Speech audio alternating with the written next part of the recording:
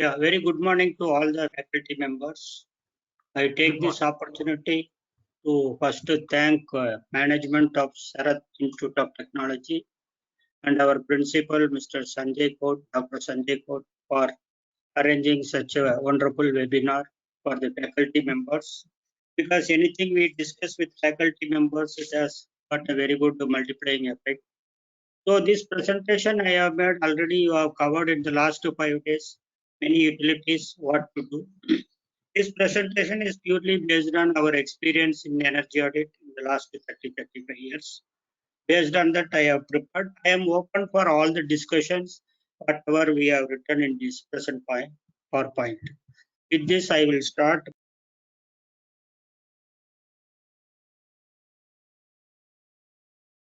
Sir, you are muted. Unmute, sir. PowerPoint movement is why it is not. PowerPoint movement. Hello. Press enter key, sir. It will move. No issue. As usual. How we do in regular. Okay. Yes. Yes. It is. So this is the coverage in the PowerPoint. We will see energy saving, what are all we are having opportunities. Then when we are talking of energy saving, it has to start with energy generation equipment, distribution network, and end use equipments. So that is why I have made 3 separate slides for this. Then there are common electrical equipments, irrespective of type of industry. There are certain equipments which are used in all types of industry. Only the sizes will be different. So what opportunity or what the controlling parameters we can see. Then there are certain specific industry specific equipments which are not there in all the industries. Like foundry will have a specific induction melting and arc furnace which will not be there in other industry. Like that industry specific equipments are there. Then how electricity is compared with other energy sources available.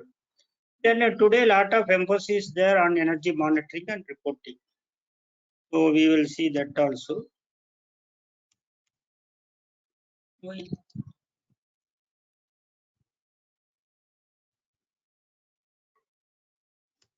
Movement is every time movement is having certain issue. No, sir. As usual, how you do in regular, in similarly you can do, sir. For the press enter key. Okay, without a pointer, I will use it. So, okay, energy generation, energy distribution, and end use equipment. So now, if we see energy generation, normally we have coal-based thermal power plant. We refer the efficiency in terms of heat rate. What is the minimum heat rate it can give, and the maximum heat rate it can give. Beyond this, also some units are not efficient. They will have more than 3,400. So that is why the efficiency in the power generation varies between 25% to 38%. So thermal stations slowly we have moved to supercritical boilers also to enhance the efficiency. Gas turbine system we have open cycle in some of the industries. Power generation open cycle is very less. Otherwise gas turbines also having a heat rate of 2,400 to 2,700. And maximum efficiency we may get up to 35.8. Then there is a gas turbine combined cycle. Most of the power production or export of power is through combined cycle mode. Combined cycle plant can have up to 45% efficiency.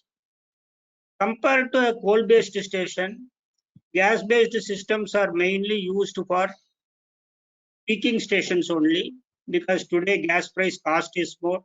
So we are not having base load operation of gas turbine plants. Only technical issue is if gas turbine is under part load operation, then the heat rate can go very low. So very high heat rate will be there, efficiency will be dropped. Diesel engine based power plant also today is mostly standby units. Very few cases heavy fuel oil diesel engine is operated on a base load engines. Then in India we are having a limited gas engine power generation. Some units are having gas engine because for us with gas related things, availability of gas is a major challenge. So there are certain issues. Otherwise, diesel engine and gas engine, marginal difference only is there in terms of efficiency and energy generation per unit of gas consumed.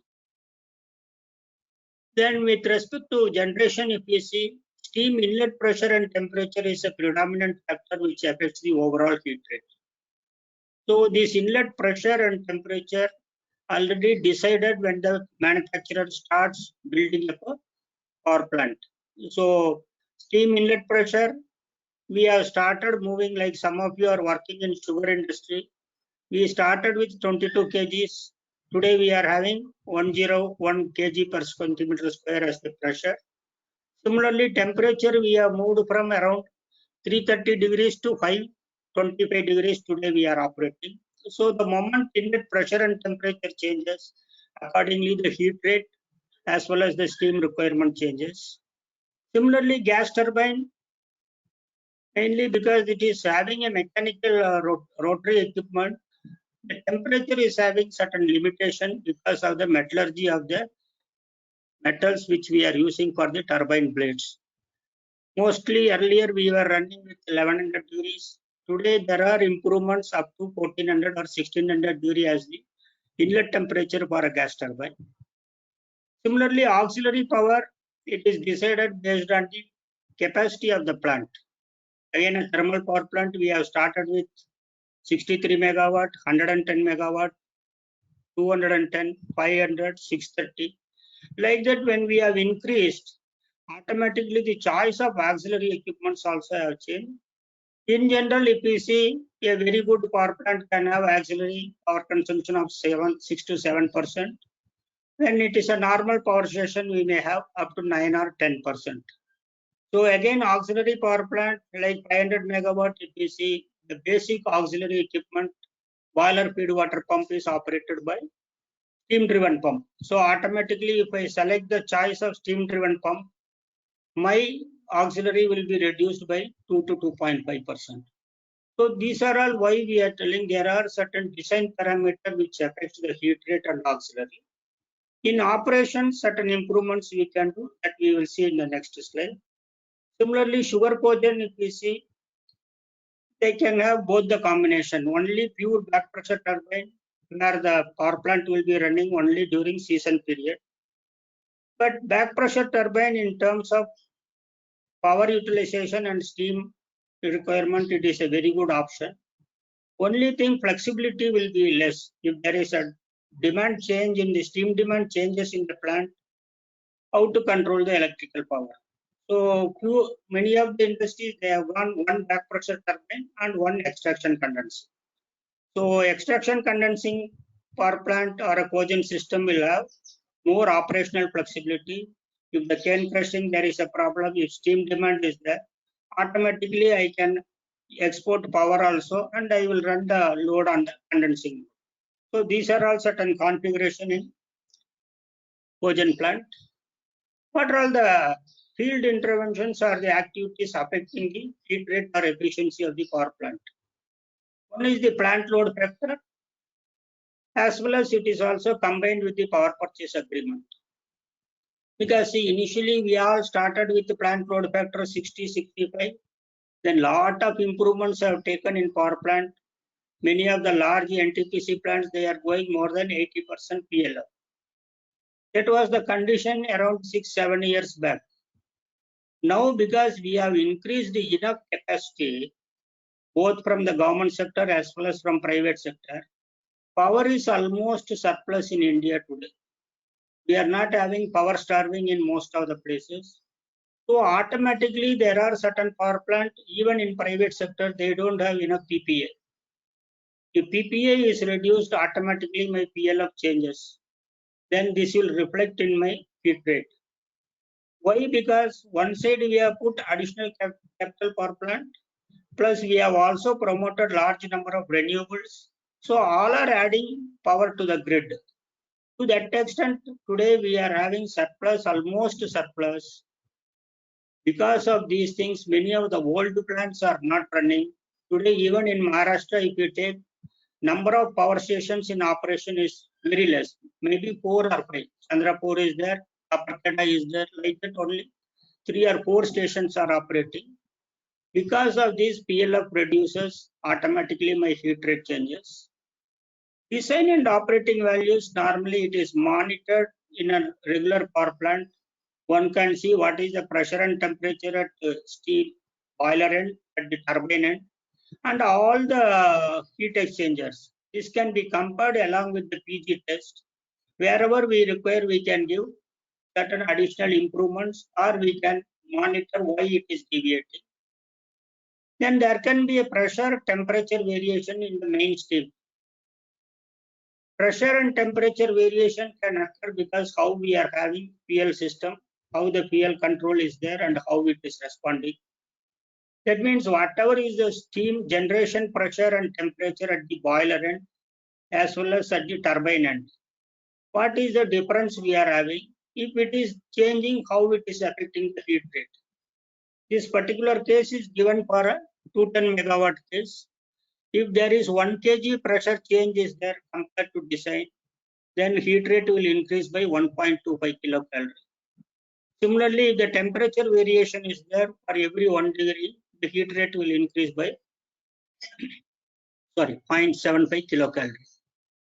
Then another major one is condenser vacuum. Condenser vacuum, how far we are able to maintain.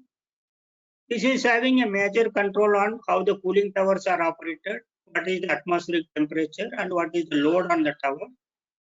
Second, this also reflects, this happens in sugar industry also, how the condensers being maintained, whether we are able to have an online cleaning or there are problem in the condenser tubes. So accordingly, most of the power plant, this is again another bottleneck area. Another one is boiler, how we are generating steam, or all the fuel is converted into heat or not. In that case, how the combustion control with XSR level. So if XSR level is more for every 1%, there is an additional heat rate of 8 kilocalorie in the overall power plant heat rate. Then there has to be review on the regeneration heat exchangers, which are all available, all the LP heater, HP heaters. Then this is also required because like when we take design and operating parameters, how the gas temperature is varying from the boiler outlet up to the ID fan inlet. So we can have all the heat exchanger, what is the effectiveness design, what is in operation. Because see why we are telling operation, sometimes some issue is there, we are having a tendency of bypassing the system or partially operating the system. In that case, either economizer or air preheater may not give the design value.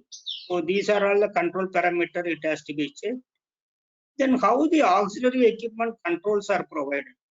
Because if the 500 megawatt power plant is running at 500 megawatt, no issue with respect to operating auxiliary system. 500 is running only at 350 megawatt. Then I need to see how my auxiliary equipments are controlled in part load. So this is one of the important. And distribution, once generation side, if we have improved the efficiency or we have cross-checked how the design efficiency and operating, then the next area is to review the electrical distribution network. So electrical distribution loss accounting itself is a very big challenge. Because when we say for a large utility company like MSCB or any other state government, the number of electrical lines in kilometers are very high. Then we need to have proper load data. Then technical losses can be approved or estimated.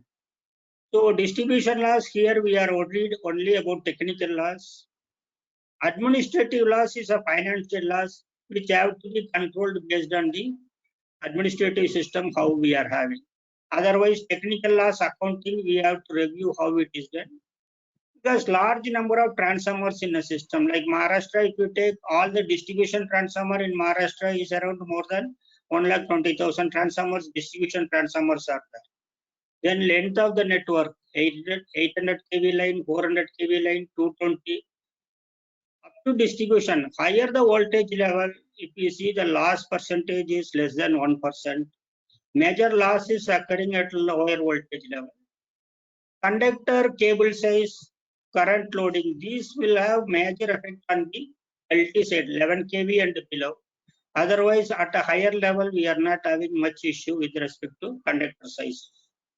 Then there is a load factor calculation for individual feeder and load loss factor. So distribution loss can be calculated if we are having proper data on all the distribution network.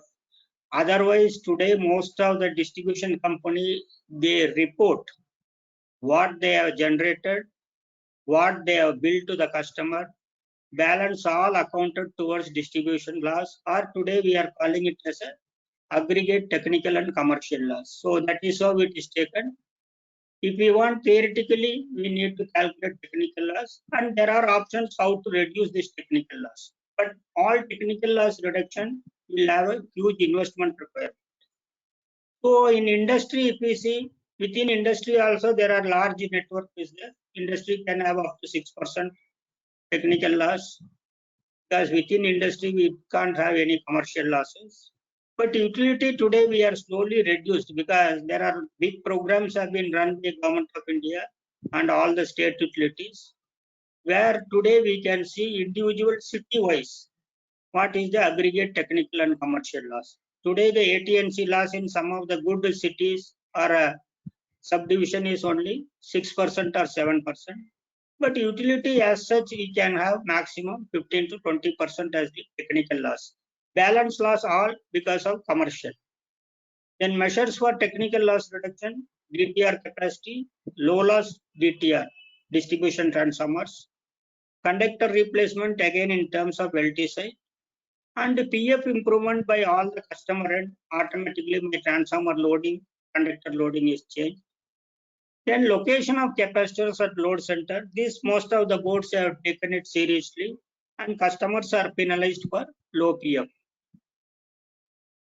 So in terms of industry, if you see how the electrical demand is utilized, this need to be compared with respect to production. So because normally entire electrical demand is used for making certain product. So monthly how much we are producing and what is the demand we are utilizing. Then plant load factor and demand, because today most of the tariff system is also having additional incentive for the load factor. Normally, if we see, load factor will be lower in case of engineering setup. Industries which are running 3-shift operation, 24/7, there the load factor is predominantly more than 85%. So wherever small engineering network is there, we need to check what is the load factor and demand. Then sometimes there is a fixed cost for the electricity demand. So one can review what is the demand utilized by the plant, whether we are having higher contractor or it can be reduced. See, this is a particular case for one typical industry. 12 months once you take what is the demand they have utilized. Production level is almost the same for all the 12 months. They are able to produce with 889 kVA as well as up to 1400 kVA. When such a demand is created by an industry, it is a clear indication they have got option to monitor or control this demand. Because all the months if we see production wise, the variation is very, very marginal, not even 1%, because they have to supply to their OEM, so their orders are fixed. So like this demand utilization can be reviewed. For the same plant, if we see, we have plotted for during the audit for one operating day. Now if we see in terms of kilowatt, they can go maximum 700 kilowatt. On an average, if you see, they are able to manage 400. This plant is also having an opportunity because evening peak hours they don't run, because when the audit was done, there was certain restriction, so they don't run.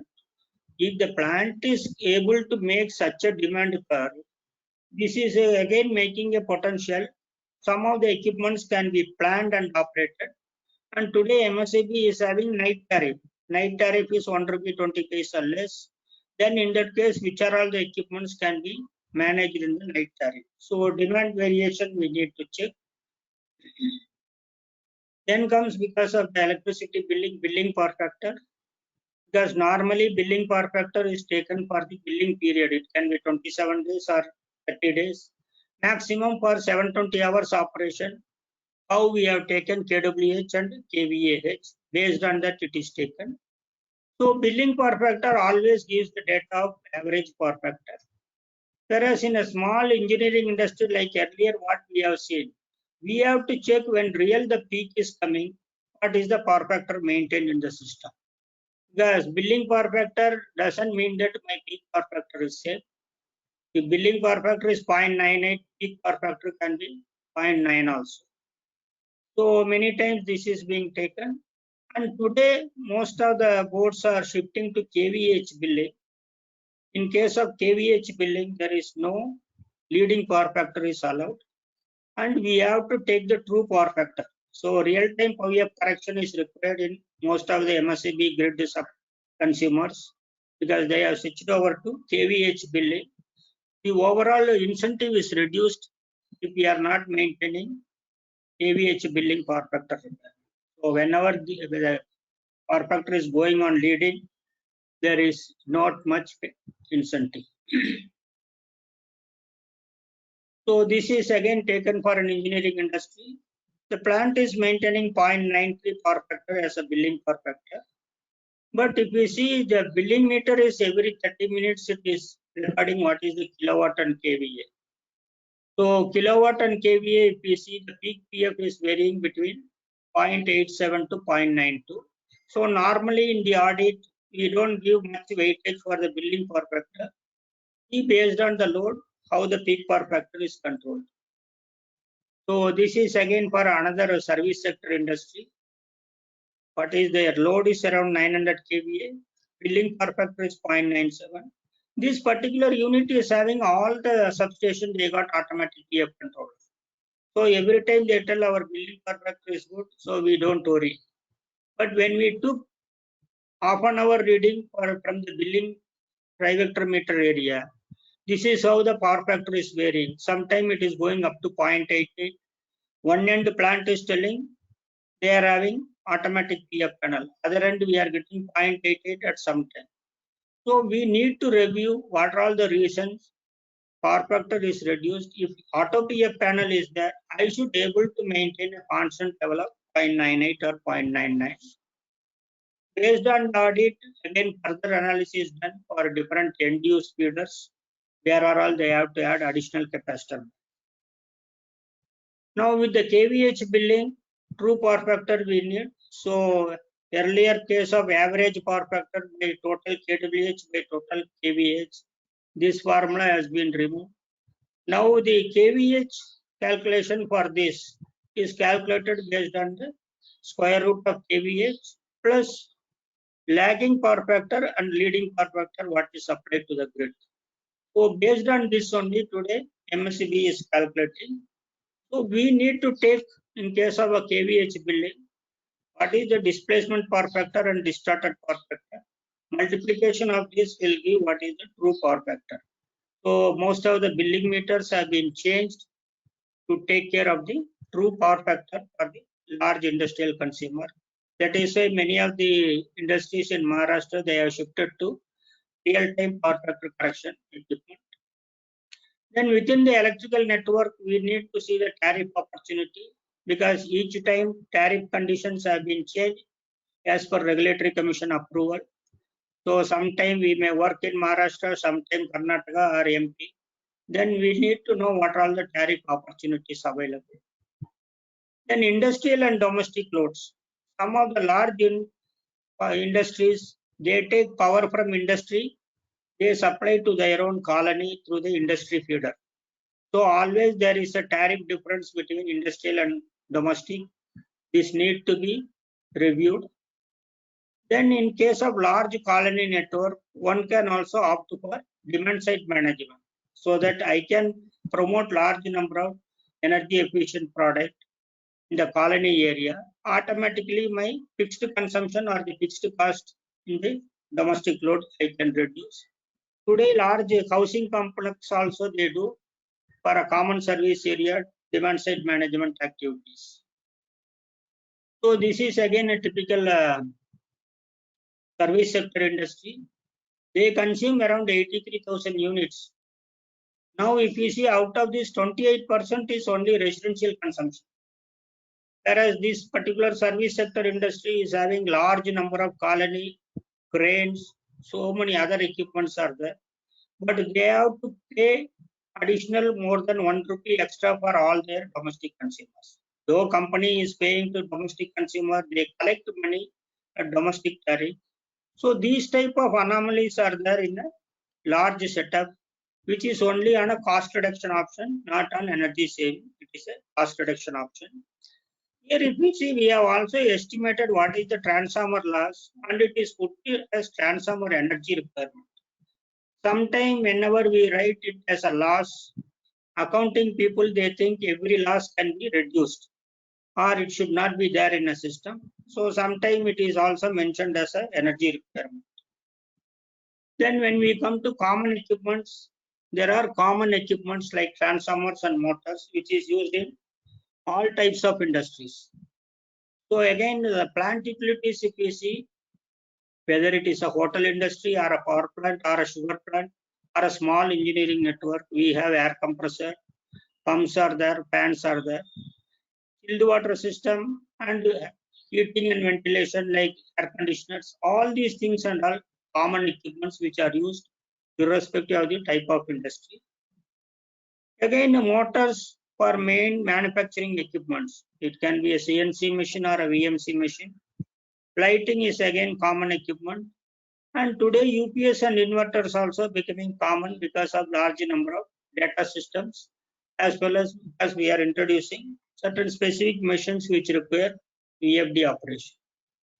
Industry specific equipments like melting furnaces, induction arc, submerged arc, these are all specific to only certain steel industries.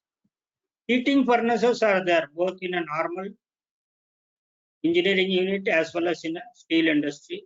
Welding machines are also common in some of the industries like if you see shipbuilding, welding is the only major. Automobile, welding is a major one. Rectifiers are used wherever they are having certain requirement for plating purpose. Then cellulose where we are doing for a caustic soda manufacturing. Because why we have put cellulose? Cellulose loads will be in megawatt. A normal caustic soda plant will have 10 megawatt cellulose or 20 megawatt cellulose. So primary electrical equipment, if you see transformer per se, it is designed for 99.5%. That means the primary equipment which I am using for electricity, it is already designed for a higher efficiency. Similarly, motor, if you see the efficiency variation is between 85 to 96%. All high tension drives are having 96% efficiency. Alternators, not much change. From the beginning, we are having 96%. Rectifier, slowly it has improved up to 96%.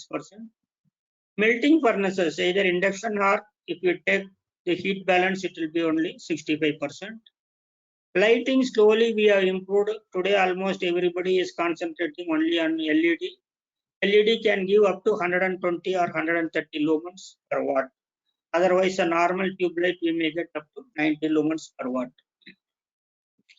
So transformer, if we wanted to study, why we are telling many a time we are comfortable with electrical because of my basic background is electrical. I concentrate only on electrical energy.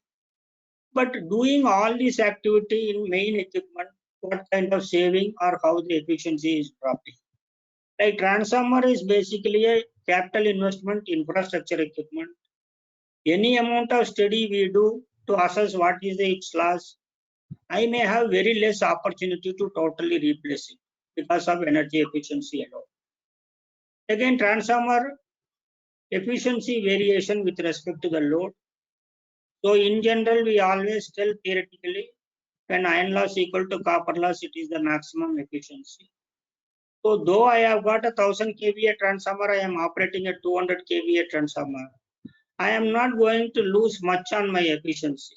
That is why we have put drop in efficiency is 0.5 to 1.5% only in most of the transformers. So what we are telling, we do transformer study to have a loss accounting purpose only. Not everywhere we can have opportunity for replacement. See, this is a typical 22 kV bar 433 voltage transformer. Normally, transformer test certificate is given by the manufacturer.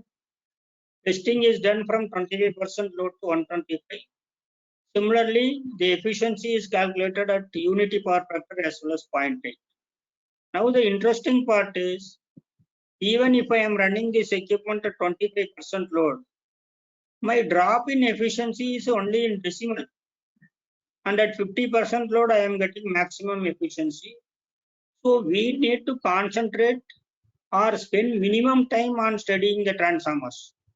Whereas, because sudden drop in efficiency is not that high, sometime if we see industry also will report my transformer loss is 3%, 4%.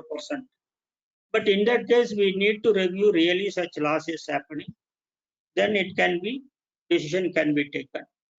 This is we have done in one of the combined cycle power plant, gas turbine power plant. Basically, they got all step-up transformers. No load loss and full load loss is given. Loading of the system is always 85% because they are pumping power to the grid. Theoretically, we estimated how much should be the loss in 24 hours for all the 3 transformers. It is estimated it should be 15,000 units approximately. Now, because being a power station, they got generation meter as well as export meter. Now, based on the metering, we assessed what is the transformer loss. Based on the metering, because it's all HT metering only. Generation side 11 kV meter, and this is a feeder voltage is 110 kV. Now, based on the meter, if you see, it is only 11,000 unit energy loss. Now, transformer loss, they are handling per day so much units of electricity. Transformer loss percentage wise, it is just 0.34. Like this, when we do some of the audits, we can close in why industry is reflecting more on transformer loss. Why? Because we are telling suddenly you tell 3% of your energy is lost in transformer. Finance person will ask you if 3% is lost, whether transformer to be replaced. Because per unit cost we are considering today more than 10 rupees. In that case, there is an opportunity for transformer replacement. So one is transformer loss accounting is needed in a large network. When we say large network, within the industry, we can have 70, 80 transformers. In that case, we need to work out. Then we need to see what is the replacement and capital cost. Some of the industries at the time of design itself, we can go for different capacity transformer. Select industries, small transformer scope needs to be evaluated for non-production operation. This happens even in our sugar plant because sugar season is only for 150 days or 180 days. Balance time we are doing only maintenance. Then whether I should have power from the 25 MVA transformer or for my off-season period, whether I can go for a smaller capacity unit. This will also happen in case of a steel rolling mill because rolling operation will not be all the 30 days because sometimes there will be an issue with respect to the rolling equipment. And most of the steel re-rolling mill will be operating 16 to 70 days. So in that case, during non-rolling period, whether we can have a separate small transformer. Cold storage, again, seasonal load. Here also we can consider whether opportunity is there for small transformer. So transformer opportunity will come based on the industry requirement, not purely based on energy loss. Then comes motors. We got large number of motors in industry. So motors are also having little higher rating because of starting load requirement and running load. Certain equipment will have more starting requirement, like a foundry where we are having sand mixers. It requires lot of starting load. After that, load is less. So we are predominantly having a higher rating motor in most of the cases. Again, similar to transformer, motors drop in efficiency can be between 2 to 6%, not very high. Because why we are telling there is audit requirement, considering industry is having 300 motors, why can't you study motor? If I study motor, this is the range of variation I am getting. Then slowly we have moved from IE2 to IE3 and IE4 motors. Today, some of the OEMs, they also give IE5 also. What is the advantage of energy efficient motor? Energy efficient motor, the efficiency remains same between 75 to 100% load. So that is why we have written flat curve, efficiency curve for IE3 and IE4 drives. So this is a typical LV motor loss. If we see, the maximum loss is friction and windage. Stator copper loss is higher. Stray losses are estimated. So this LT motor can have efficiency of 92.2%. Now between IE2, IE3, IE4, already you have gone through the motor session. What we are telling, between smaller range, the efficiency margin is little higher, more than 3.5%. Once the rating of the motor is increased, the efficiency margin is only 2%, or here between IE3 and IE4, 1%. Now, once we know these are all the design efficiency level, the challenge is how many motors I can replace in an industry. Based on the full load condition, what will be the energy efficiency level? And based on the operating load, how much will be the energy saving? So slowly today we are shifting from IE2 to IE3 drives. Similarly, this is already efficiency we have discussed for all these motors, 7.5 to 75 kilowatt. Full load and 75% load, there is no drop in efficiency. At 50% load, if you see, the drop is only 2%. So this is how the motor loading and efficiency changes. Why we are telling, anytime we do audit, industry always tell we are having underloaded motor, so loss is more. How much loss it can increase? For that only we need to have the manufacturer data. This is another problem which is done in most of the industry. Always the electrical department, they take tank tester and measure the current. So this is a 90 kilowatt motor. Design is 90 kilowatt. Full load ampere, it can take 150 ampere. Design for 415 voltage. Design power factor is 0.8. Now the same motor in operation, it is taking 85 ampere only. Operating voltage is little higher. So design power factor is 0.85. The plant is maintaining power factor is 0.95. So many a time we calculate root 3 VI cos phi, either taking this power factor or this power factor. Both these power factor, when we calculating the kilowatt loading, the value what we will get is not correct. So we need to take the PF for that particular load. That is why this is also given by most of the suppliers. They give how the power factor varies. At 50% load, it is 0.74. Full load, it is 0.85. Why we are telling these type of calculation shows large number of saving in paper, but in reality, if we see the basic assumption itself is wrong, then we need to review in the audit. This is taken for one of the multiple spindle unit in engineering industry, replacing 11 kilowatt IE2 motor from 89% to IE3 motor 91.6. So we have measured all the things. What is the loading? Fully speed, how much it is changed. Normally, when you are going for a high efficiency motor, slip is less, so the automatically the RPM is more. So that is why it is monitored. Here it was 441 RPM for the drill bit spindle speed. Here it is 446. Now if you see, they are making only 400 jobs per day. So the maximum payback for removing from IE2 motor to IE3 is only 1.78 years. But this is for a single motor.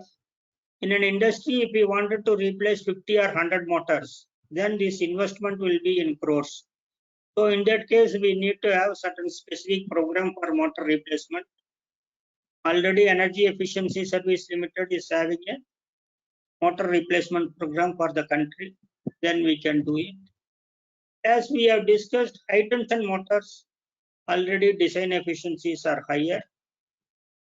Old high tension motors, some of the 3.3 kV can have 92 or 93% efficiency. Otherwise, either it is a 3.3 kV drive or 6.6 kV. The design efficiencies are always higher. 11 kV drive, normally we will see sugar plant, your primary crushing is at the 11 kV drives are there, where cane is coming. So 11 kV drives are also having efficiency level of 96 to 97%. So electrical equipment, motor replacement option, if we wanted to do, we have to see what is the loading of the existing motor. Operating hours are important because if I am running the motor only for 2000 hours in a year, then I have to hold my decision. If many of the drives which are operating more than 4000 hours or 5000, then these are all a good candidate for installing energy efficient motor. And rewinding affect to some extent efficiency. So we can also check how the number of rewinding is done. Today there are algorithms are there how to identify which are all the motor to be replaced. Based on all these parameter, loading parameter, run hour and number of rewinding, we can decide which are all the motors is amenable for high efficiency. So this capital investment and motor replacement already we have gone. National motor replacement program is there. We can consider. This is one important we have to see. If we are deciding only on kWh saving, there has to be a design change in electrical equipment as well as end use equipment. So once we are telling design change, transformer we have got minimum, like distribution transformer we are having amorphous core, so we could able to reduce the no load losses. So design change has happened in transformer. Motors we are shifting to IE2, IE3, IE4. So electrical side some improvements have come. But if you see the end use equipment, like end use equipment may be compressor, pump or fan, in all these things if efficiency is improved, then we will get major kWh savings. The second option which is coming in industry is what kind of capacity control I am having. Whether I am having two small compressor or one big compressor making it load and unload, or I am having two chillers or single chiller. So like this capacity control we have to see pump, whether I am having capacity control by controlling the wall or by controlling the damper in the fan. So most of the energy saving opportunity if you see, we are getting only because of the energy efficient capacity control. If the capacity control is inefficient, definitely there is a margin for higher energy saving. Putting a damper or a control valve will save energy, but much more saving we can have if we are having an energy efficient capacity control. So whichever type of industry we do audit, we need to review what kind of capacity control we are having. Housekeeping, this is okay. In general, it is done. Like a pump, we got all these things. Today in an audit, we can measure what is the input power. I can measure what is the flow and pressure at the water side. Then based on the hydraulic power and input power, I can calculate what is the combined efficiency of the system. Once if I know the combined efficiency, then I can decide what improvement can be done. Mostly operating year-wise efficiency drop in motor also very nominal. Whereas if the problem has to happen, it has to happen in the pump impeller, then whether we can have a better impeller or a high efficiency pump. So these are all the controls. The simplest control is bypass control. You take water, you supply whatever quantity required to the plant, balance you put it back to the sump. So this is simplest only for process control side. This will not save energy. Throttling is there. Throttling there is a saving, but much more saving we can go if we are considering a smaller pump or if we are replacing the impeller. Impeller reduction is possible up to 10% of the original diameter. In case of a multi-stage pump, we can consider based on the pressure requirement whether we need a 6-stage pump or 4-stage or 3-stage. Last option is application of VFD. So VFD electrical wise, it can do all the control parameter. I can run the motor from 100 RPM to 3000 RPM, but the plant may not require so much flow variation. So before applying VFD, we need to see what is the flow variation. Then one should go for a VFD. In case of a static kit, high or low, again VFD application we have to review, because if you reduce the RPM, wherever static kit is high, sometime water may not be pumped to the higher level.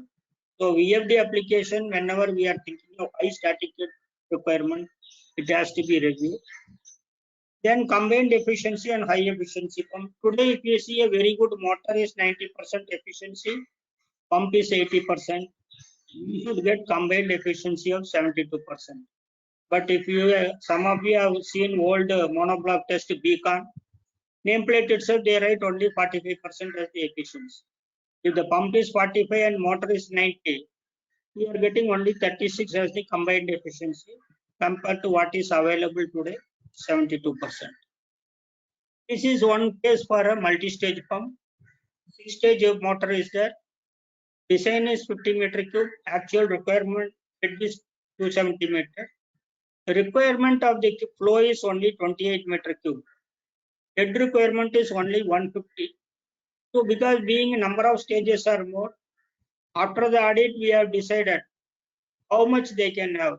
6 stages they are having 276. If they have 4 stages, they will have up to 184. And this is the power estimated. Because flow I am not able to reduce in this case because diameter we are not changing. We are only reducing the number of stages. So estimated power saving was 21 kilowatt. The plant has installed this. They have consulted with the manufacturer and removed one stage. After removing one stage, the actual saving achieved is 20.3. So some of these operations we need to check. Fan wise, most of the fans are having inlet dampers. If the inlet damper is there, automatically my flow handled by the fan is reduced. Once the flow is reduced, power is directly reduced. So inlet damper is a better option. In case of a large power plant ID fan, we have inlet guideway control. This is also a very smooth control. Where we are having outlet dampers, we need to see whether outlet dampers can be modified so that inlet dampers, because outlet damper you are only creating a resistance and controlling the capacity.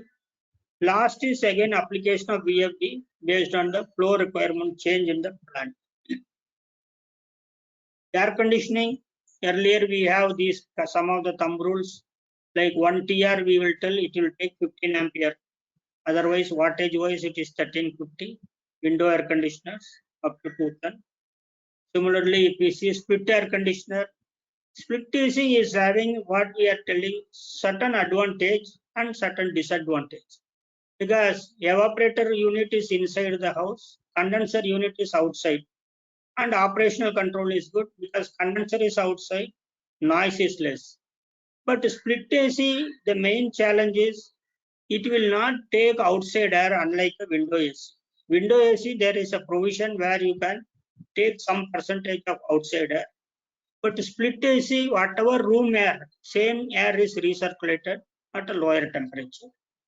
So earlier we are talking of energy efficiency by wattage or EER, energy efficiency ratio, cooling load in watts divided by power input in watts.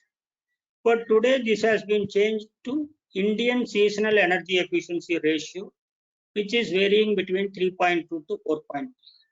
Why this factor has come? Because today we are seeing in the market large number of inverter based split ACs. So the outside temperature of Indian cities varying from 24 degrees to 45 degrees. So there has been a study has been made. 24 degrees in a year, how many hours we are getting? So 60 cities they have taken the measurement. Based on that, they have calculated during the entire operation of the air conditioner, how much cooling load it is given in kWh divided by how much energy it has consumed. So seasonal energy efficiency ratio is between 3.2 to 4.3. Internationally, if you consider, this can go up to 7 or 8 because there the atmospheric temperature also variation is limited. So air conditioner has to work irrespective of whatever is the outdoor temperature, we have to maintain inside around 23 or 24. So today air conditioners are given efficiency based on ISEER. Central AC system, smaller range, we got reciprocating machine, which is 0.75 kilowatt per year. This is only for the compressor. Then today reciprocating at a higher tonnage ratio, we are having centrifugal. Today, very good centrifugal machine can give up to 0.4 kilowatt per ton of refrigerant. Otherwise, it is up to 0.63. Screw compressors again 0.5 to 0.65. So again, AC plant in a large office complex or a mall, more than the full load efficiency, we are also considering what is the integrated part load values. Because AC load will change morning 9 o'clock before people are started coming, some load will be there. Then once everybody is arrived, the load will change. Then afternoon there is a load.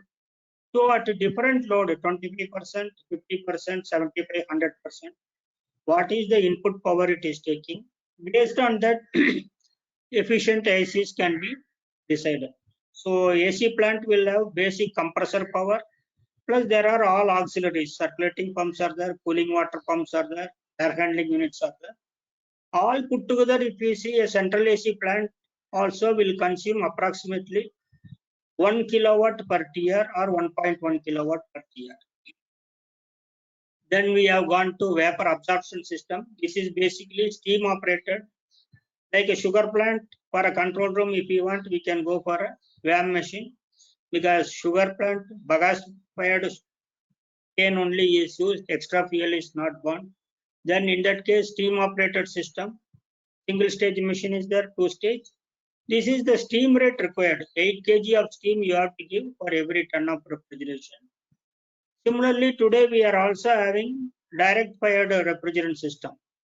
It can be fired by oil or gas, wherever gas supply is there, or based on hot water. So here we have to give input heat of 5000 kilocalorie. Why we are telling all these things have to be, economics have to be worked out. In case of a steam operated or vapor absorption system, no compressor energy is there, but this is economical based on the cost of steam. So here also again we have all these things, circulating pumps are there, primary and secondary pumps are there, these remain same, but vapor absorption machines will have a higher cooling water requirement. So if a normal cooling water for a compressor, electrical operated compressor is there, then double the size you have to put for a vapor compression system. This is like everywhere we are thinking VFD. This is one of the case where air supply units are there, 2 numbers. Average monthly consumption was there. And this air supply unit, normally the filters will get choked. Once the filter is get choked, automatically the fan RPM has to be changed, because inside you have to maintain certain draft. So here when we did the audit, we have seen how the frequency is varied for this fan. Sometime it is operating 40 Hz, sometime it is operating 48 Hz. Why we are telling? Putting VFD will save energy only when you are running at a lower frequency. If you are going 48 Hz, 50 Hz, then the saving margin is less.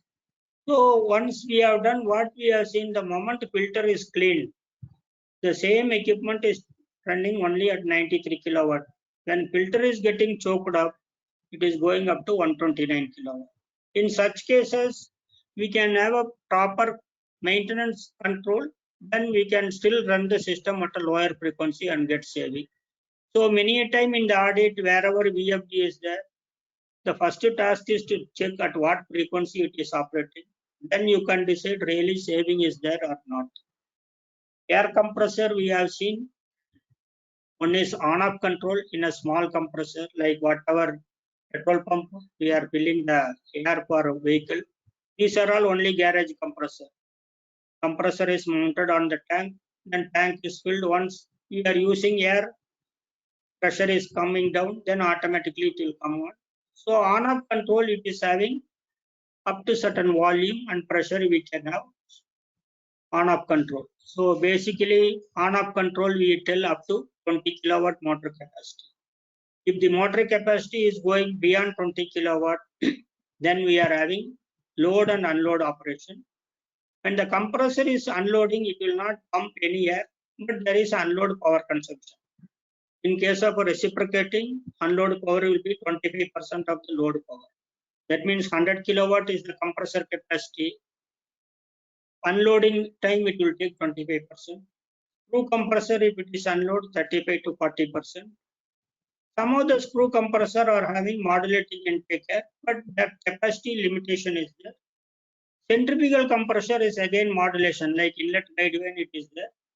But the capacity control is between 50% to 100% only. If the load is less than 50%, centrifugal compressor will vent to the air. So at the low load, auto vent or bypass arrangement is there. So mostly centrifugal machine, we can't run at lower load because surging will happen. So theoretically, if we see screw and centrifugal to be done for base load operation, or if we are having screw, you should have VFD. Centrifugal base, it should run only for base load application where large volume of air is required. If centrifugal machine we are running at part load or venting the air, then it is a major energy loss. So what we are telling in compressor system, first we have to see what is the capacity control arrangement we are having. Whether this capacity control, what we have decided, it is meeting the plant requirement. Then we can decide what are all the options. So that is why from the beginning, capacity control is important. Losses are happening in compressed air. This is for a large engineering network.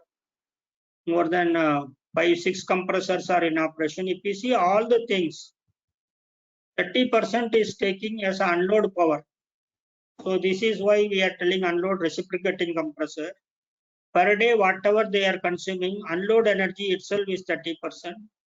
This indicates the plant is having higher capacity compressor than the requirement. So this is a direct loss. Then I can optimize the capacity of the plant. So that is why this is given for unload power. Leakages happening in all the industry. Only thing, we will not give any percentage leakage. Though here we are telling 30%, 27%. Leakages again, it is 24/7. It will be running throughout the year. So leakage arresting is a major issue in a compressed air network, especially for a large engineering network and automobile.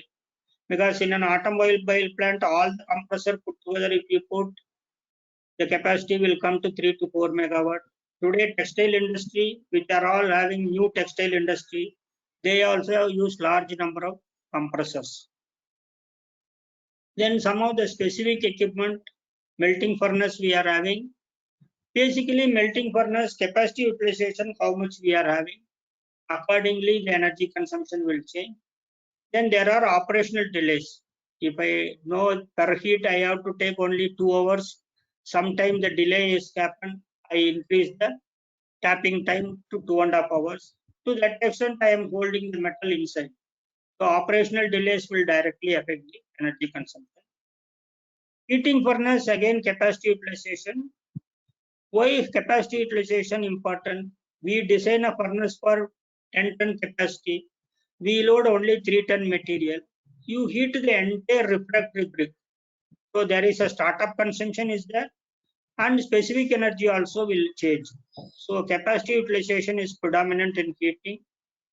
Startup consumption we can reduce based on the type of refractory material we are using. Today we are having ceramic blankets are there, or ceramic boards are there, which will reduce the startup consumption. So accordingly, we can also reduce the surface heat loss. See, this is a case for a capacity utilization who are manufacturing melting brass. This particular industry is having more than 12 induction melting furnace. So furnace 3, daily they are taking only 6 heats.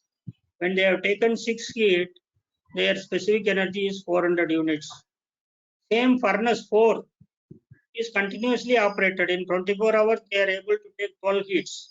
When they have taken the same melting, same type of capacity furnace, the specific energy is 227. So these things we need to check when we are doing an audit. Why there is a change in specific energy? Because industry will not tell. Industry will tell, they will take all this average and tell monthly average how much. So once you start monitoring, you will get all these details. Reasons for higher consumption, holding operation, number of heats poured per day. Sometimes scrap used also is having a relation with respect to specific energy. Cell house, normally for caustic soda manufacturing, contact resistance have to be properly monitored, and wherever it has to be cleaned and braced, we can increase the contact resistance. This will reduce the loss. Welding machine, today we are having large number of no load loss control. Otherwise, welding machines are also having a transformer earlier. Today, IGBT based designs are there in a welding machine. It will reduce the no load loss in a system.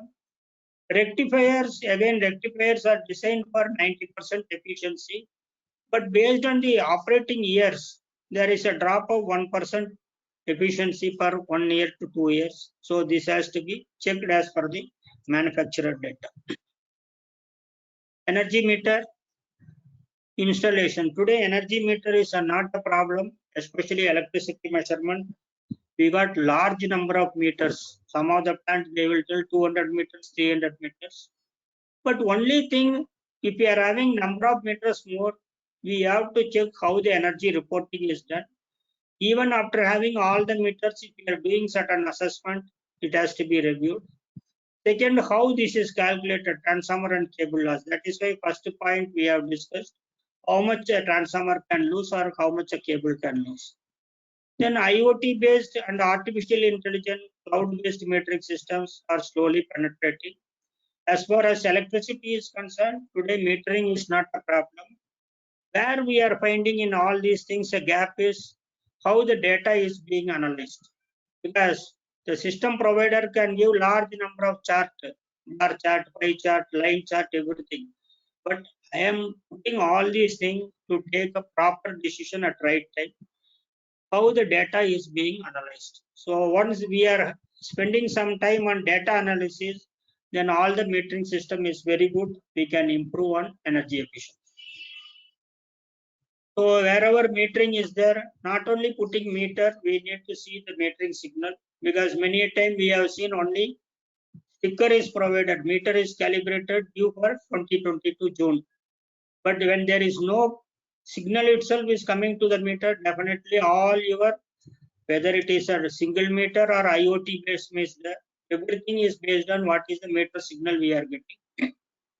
Then we need to have a target metering where controllable areas. When you have all the data, at least controllable areas, the metering should be clear. It should have proper analysis. Then definitely it can be done. We can have all kind of data analysis and trend analysis for energy control. Last two slides. One is energy substitution. Many a time we substitute electricity with other energy, especially for low temperature heating. Similarly, today some of the steel industry, billet heating, earlier they are having furnace oil based. This has been replaced with induction heating.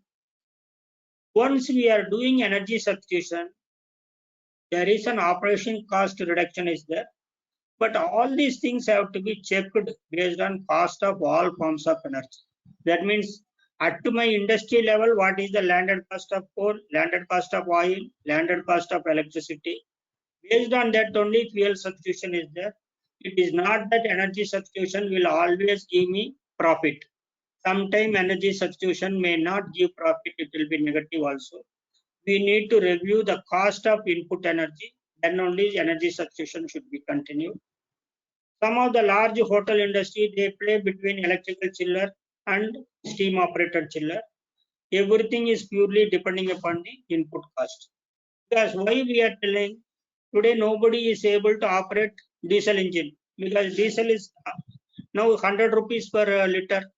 In 100 rupees, I can get only 4 units, means 25 rupees per unit. So operating diesel engine is not at all economic. If I have done energy substitution based on diesel power, then it will not work. So always we review this. So this one case we have made for getting 1000 kilocalorie of heat. If you are using renewable energy, this is the lowest cost. Whereas renewable energy, I have considered only 3,500 rupees. This renewable energy can be a rices or it can be your groundnut shell. Similarly, coal-fired boiler, where the coal cost is taken 5 rupees per kg, oil is around 3.8 rupees per liter, electricity 9 rupees. DG I have considered earlier 72, today it is 100 rupees. Now if we see these type of table, we need to work out for all energy substitution areas. Then we will know for every 1000 kilocalorie what is the cost we are making. So the first prima facie, it looks 1 rupee 9 paisa for renewable energy and 2 rupee 5 paisa for coal. The moment renewable energy cost is increased to 4 rupees, 5 rupees, then we have to see how it's economics. So that is why energy substitution always to be reviewed based on the primary energy cost. Same thing is given for a steam operated and electrical operated chiller. If the steam cost is going beyond 1 rupee 6 paisa, then electrical chiller will be better option. So wherever energy substitution we do, we have to do. This is the last slide. We can close and discuss. Many times we have the challenge. What is the saving potential in terms of energy and cost?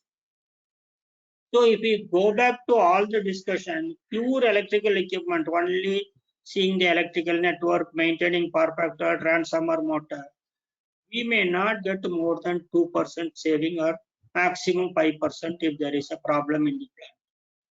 But if you consider all the efficient capacity control, my saving margins can vary between 10 to 15%. Whenever I do a fuel substitution, the saving margins are between maximum up to 30%. So that is why if we see some industry, they will tell 30% we have saved. As an auditor, this is all good for management tool. What is the percentage? But even once you are saving 5% or 2% in a large industry, that is directly contributing to the profit. So percentage we can have in mind, but lower percentage, it doesn't mean that we should not do this. In a 100 crore energy cost company, even 2 crore saving is a big amount. So we have to go by what is the potential available. Energy saving, understanding of the system and implementing suitable enhancement measures. Because see today, whatever we have discussed, everything is can be made into 3-page for each utility, what are all the options. But the real challenge is which system will work for which industry. That is what the real challenge in the entire. Okay, I am open to questions. Thank you. Thank you, sir. I am open to questions. Sir, it was very wonderful session, and you have covered so many utilities, so many different issues related to energy audit, and that too considering different industry. My one question is, in the sugar factory, while sugarcane is fed, that Yes, the motor size is very big and load is far low. I think that sometimes it is 30-40%. So how to conserve the electricity at that position, that at the feeder side? Sir, basically, if we see, they have a 4-stage crushing. Crushing motors are 550 kilowatt. In a normal operation, it will take 220 kilowatt. Okay. And today, all the crushing motors are coming with a variable speed option. Okay. But in earlier, all the old industry, they don't have VFDs and other things. They are operating at very low load, as well as power factor is very less, no, in that case. Power factor side, we can do improvement, but what is happening when the crane, the first crushing is not proper, then some of these tandem crushers will have certain load in between. And the second thing, what capacity sugar plant we are referring, 2500 TCD or more than that? It is more, it is around 4500. 4500, sir, we need not to worry too much on the motor loading, because the motors are higher capacity size. For saving, if we are getting the maximum saving, we will get on the no load loss. Okay. Load loss wise, not too much saving, but to save the no load loss, investment will be higher. If they are going for revamping of the sugar plant, then sizing can be optimized. Because even today, brand new plant, if we see, crusher motors are only 200 kilowatt load or 220 kilowatt load, whereas the design rating is 500 kilowatt. Okay. Even, sir, whether you are install and commission anywhere the steam vapor absorption system in sugar factory anywhere, do you have any case study of that?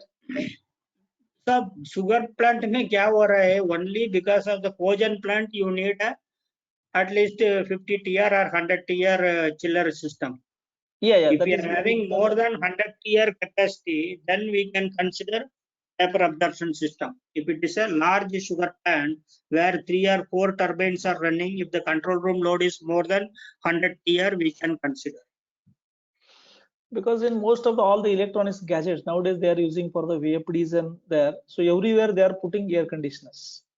Right, So right, right. instead of that, is it possible to go for the lower capacity vapor absorption system, which will work on the, even still they have wastewater is available, condensate is available, which is not being used 100% to the boilers, or vapors are coming from the multi-packed evaporators that is going to the cooling towers. Can we use that around that temperatures around 40, 50, 60 degrees Celsius of the No. condensate? But, I got your point. Thermals have come out with a system. Minimum you Okay. need at least 110, 120 degree temperature is required. Minimum that, okay. Minimum. Then, and the lowest capacity is around 70 TR. Okay, that is the big issue for that. 70 TR. Even another, sir, in the sugar factory, that mill section, they are using DC motors. Okay. How I will compare that DC motors nowadays in some of the companies, sugar factories, they are going for the AC also. Yes, yes, yes. So whether it is better to go for the AC, or as they are using that DC, let them use as it is, because the investment might be very high, no investment if they want to go for the AC kind of the motors. See, AC with VFD is now wherever they have done for a new cogeneration plant, they have modified the sugar, they have gone for AC with VFD. But old DC, when you are replacing, the major energy saving, we will get what is the loss occurring in the controller, AC to DC conversion. There, what is the loss we are getting, that much only we will be able to save. So what we are telling, another thing, DC regular brush problem is there. Okay. That is the only maintenance issue we can reduce. Purely on energy saving, you can't put a proposal to convert to DC to AC. Correct. Okay. Great. So another in one calculations, you have compared that renewable efficiency you have taken, I think around about 70 something that you have taken. Yes, sir. Is it really going to that efficiency that all the power plants renewables Not power plant, sir. This is what I am putting. This 72 what you are saying for generating steam. Okay, whether it is for steam. Okay. It is only for generating steam. I am taking cost of steam, how much, if I am using a renewable energy, how much will be the steam cost. Where the boiler is designed for 72% efficiency. For your information, the operating efficiency of this boilers will be only 65. Okay. Renewable energy, this is the major issue. We are not getting very high efficient boilers in renewable energy. That is why if you see coal-fired also, I have not increased. It is only 74%. Whereas coal-fired boiler, if FDC is there, we can get up to 80. Okay. Any questions from participants? You can put on chat box, or you can unmute yourself and ask directly. I'm not able to understand renewable energy 72%. Though you explained now, I couldn't still understand efficiency of renewable energy source for this particular 72%. Can you please explain once again? Yes, sir. Now I will make change this. This is basically we are considering I am generating steam. If I am generating steam through renewable energy or coal-fired boiler or oil-fired boiler or electrical boiler, how much will be the cost of steam? So if I am having a renewable energy system, the boiler is designed for 72% efficiency. Not for the energy sources, renewable energy, it can be rices or it can be your groundnut cell. If you use that, this boiler can have maximum design efficiency of only 72%. At this efficiency, every 1 kg of steam I generate using renewable energy, it is around 90 paisa. So Understood. the cost for 1000 kilocalories is this much. Is it okay? Yeah, understood. So this is efficiency of the boiler. I will change that in the today. Sir, another one more question. one more question related to multi-impact evaporator in the sugar factory. Right, sir. Whenever we do audit at that particular that portion now, there it is very difficult to quantify how much vapor comes out from one stage to other in the stages. And so theoretically we can calculate, and where we came to know that there is a huge potential saving as far as energy conservation is concerned in multi-impact that evaporator. Okay. But it is very difficult to quantify it. How to measure is a big issue because cost of the instruments are very high. Is there any another method to measure the flow, temperature, and that is pressure of that vapor absorption system, that is multi-impact vapor which flows from one body to other like this?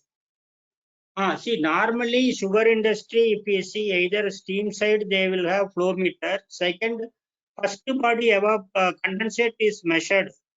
If we are Okay. able to measure what is the first body condensate, then we will know what is the total steam given to the first body. Or you can calculate like if you are having steam engineering handbook, Yeah. once you know what is the syrup flow, sugar Correct, syrup correct. flow, then we can calculate for each one. But at least condensate we should measure first body. No? Then my question is, sir, what happens in the multi-impact evaporator? Only that steam comes to the first body, and all Yes. the No, actually, what condensate happened is, generated I goes have back called to the boiler itself. and Okay. explained Now, very what happens to clearly. the next consecutive body is I would whatever like to- vapors generated inside the first like body, to it goes to the discuss second body. Hey, not the Summer sound is coming. Yes, somebody is talking, I think. Yes, please Yes, mute. sir. Okay. Yes, sir. Yes, sir. Tell me. So what happens initially, that steam comes to the first body, there it Right. vapors, that is percentage might be it goes from the 16 to the 30, whatever may be that vapor conversion took place, that is juice gets evaporated, and that Right. vapor comes out from the first body, it is being used for the second body with some vacuums. Consecutively they are going to increase that vacuums. Now my Right. question theoretically that I have calculated, how much amount of heat required to evaporate that particular amount of water from that juice, and that finally we come out around up to all the 5 or 6 stages. But there theoretically whatever quantity comes after evaporation, that is mass flow rate of the vapor, temperature of the vapor, enthalpy of the vapor, that we can refer with the steam table. But it is very difficult to actually measure the vapor, the properties of vapor flowing from one body to other body. That is, we call it as big bricks. No, initially it is around 16, 17 bricks. So then it goes to the 30 bricks, and finally it reaches up to 62 bricks. So in between 16 to 62, there are 5 stages. Right. And only steam is being used at the first stage, first body. Right. And that condensate is immediately goes back to that boiler itself. So just they add some makeup water and it is being reused. So whenever from the first body, bricks converts from the 17 to suppose 30, the amount of vapor produced or generated because of the conversion, that is being used for the second body. And everywhere that heat exchanger, the calculations are there. So here what I observed, there is nowhere any quantification, nowhere that vapors are being measured. Only in first body, what you say is correct. First body, how much steam comes, it is measured. How much condensate goes back, it is being measured. So remaining thing that we want to quantify, so that at a thermal side also there is a huge potential to conserve the energy. That's what our problem statement. But we don't find any solution to measure that vapor properties of the vapors. What can be done? Vapor quantity measurement means then very big flow meter requirement is there. Another thing, what is happening, every stage the wetness of the vapor also changes. True, sir. True. Oh, wetness, if it is changing, automatically the enthalpy value also will change. So that we have taken from what you referred. No, it is steam tables are available with the vacuum pressure also. That vacuum also, that we have taken reference from the NET, and books are available, handbooks. From there, we theoretically everything we have calculated. But only issue is while measurement, actual measurements, and cost of such instruments are very high, around 10 lakhs. Very high. Second thing, in a running plant to introduce that meter also a big challenge. So we were and we inquired about the non-contact kind actually. Directly it will not install inside the pipelines. So outside, that is ultrasonic kind, that also we got quotations also. But that cost is around 17 lakh something, but nobody is ready to purchase it now.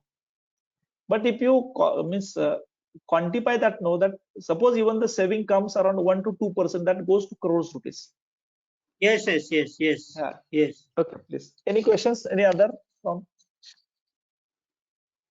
participants? I will think it over for this vapor ke liye, what is the portable one? Yeah, please, so that we can implement somewhere, because we are every year we are doing audit around 3-4 at least 3-4 sugar industries, and where we can convince, even we can go for the ISCO model also. Somewhere somebody might be ready for that investment, because there is a sure conservation, that is potential of saving money as well as vapor. Okay. The cost of the sugar production will get reduced now drastically. Yes. Okay. Anybody?